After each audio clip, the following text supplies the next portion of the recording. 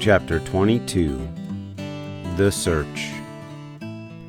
Lunch, motorcycles, everything else was forgotten.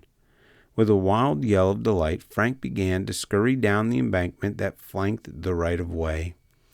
At his heels ran Joe. They raced down the grassy slope until they came to the wire fence. They scrambled over it, heedless of tearing their clothes. They dashed up onto the cinder path beside the rails. "What if we're wrong, Frank?" panted Joe. "We can't be wrong. I just know that's what Jackley meant. The old tower. It was the old water tower he meant all along. He didn't have time to explain." The Hardy boys were tingling with excitement.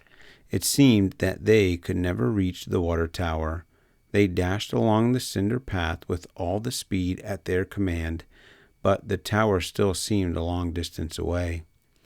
"If only we have stumbled on the secret after all, Joe.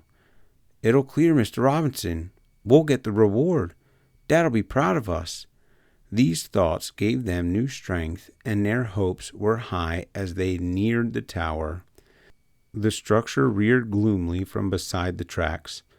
At close quarters, it was even more decrepit, even more in a state of disrepair than they had imagined. The old tower had been abandoned for some time in favor of the new tank nearer the station. It sagged perilously.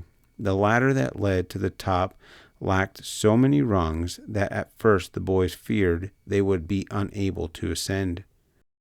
"If Jackley got up this ladder, we can do the same," said Frank, as he stopped, panting, at the bottom. "Let's go." He began to scramble up the flimsy ladder. Hardly had he ascended 4 rungs than there came an alarming crack. "Look out!" Frank clung to the rung above just as the rung snapped beneath his weight. He hung in midair for a moment, then drew up his feet and placed them on the next rung. This proved firmer, and he was able to go on. "Don't break 'em all," cried Joe. "I want to be in on this." Frank continued up the ladder. Occasionally, when he came to a place where a rung had broken off, he was obliged to haul himself upward by main force. But finally he neared the top. The ladder ran up along the side of the tank to the very top of the great vat-like receptacle, and there it led to a trapdoor. The Hardy boys did not look down. They were high above the ground now, and the old water tower was swaying alarmingly. They began to realize their peril, for the tower was old and liable to topple over with them. But the thought did not serve to restrain them, and at last Frank scrambled over the last rung and found himself on the upper surface of the tower. He turned around and helped Joe over.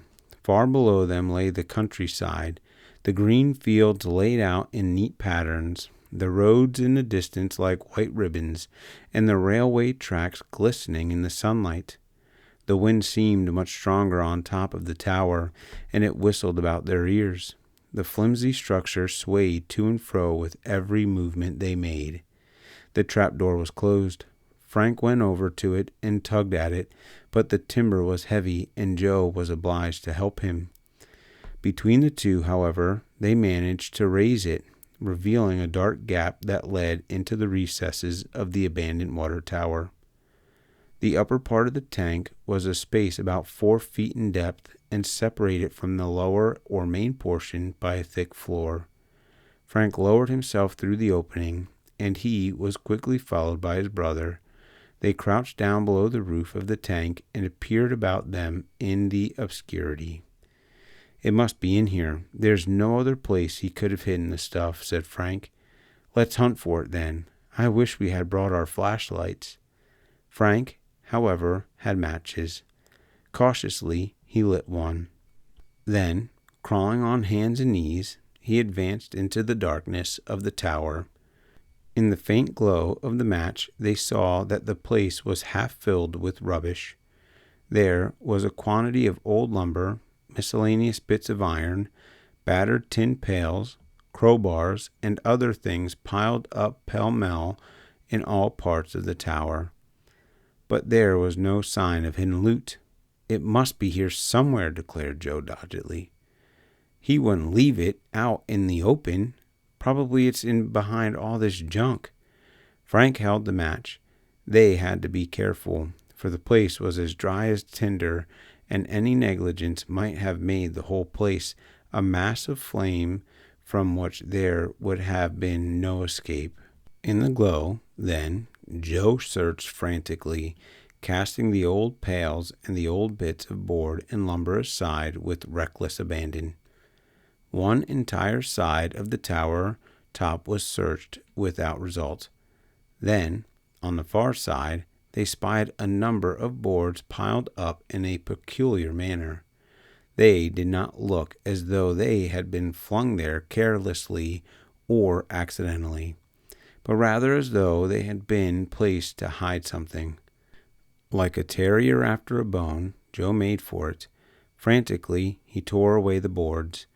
There, in a neat little hiding place formed by the wood, lay a bag. It was an ordinary gunny sack, but when Joe dragged it forth, he knew at once that their search had ended.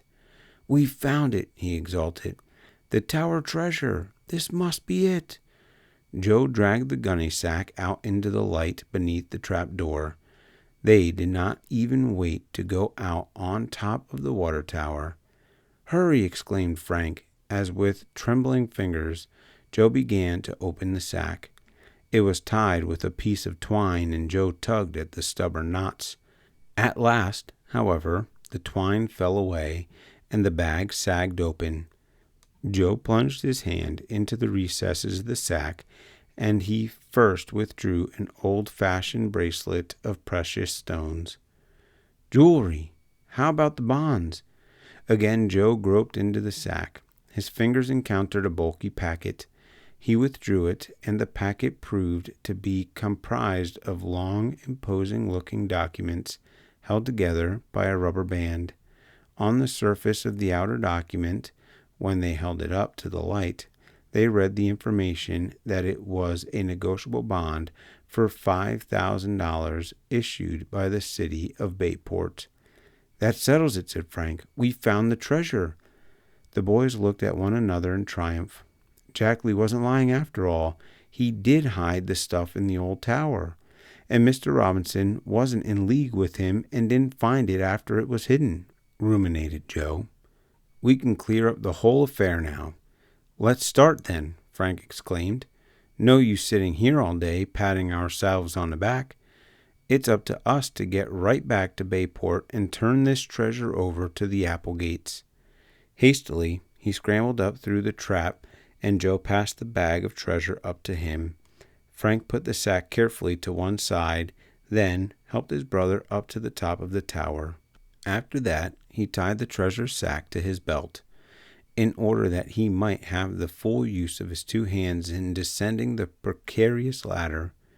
They were so excited by their momentous discovery, by the knowledge that all the days of fruitless search had now ended, that they descended the ladder at breakneck speed.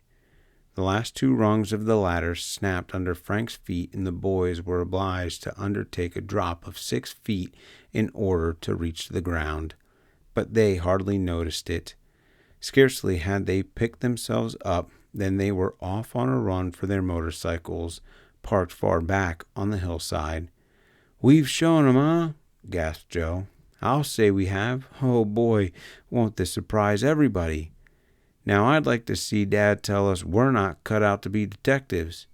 Wait till Delia Applegate see all her jewelry back again. She'll change her opinion of us.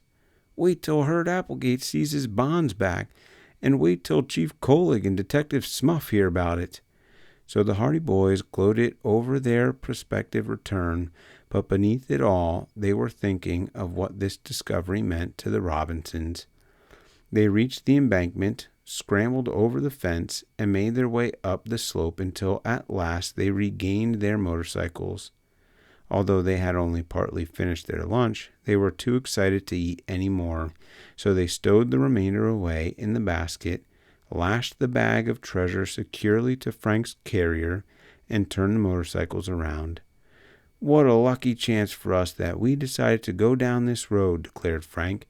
"If we had done as we intended and circled around by Chet's place, we would have never found this stuff.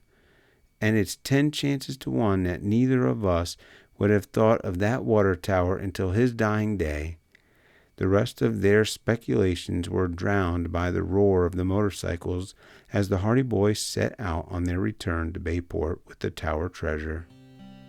Thank you for joining us for the reading of Chapter 22, The Search, The Hardy Boys, The Tower Treasure, written by Franklin W.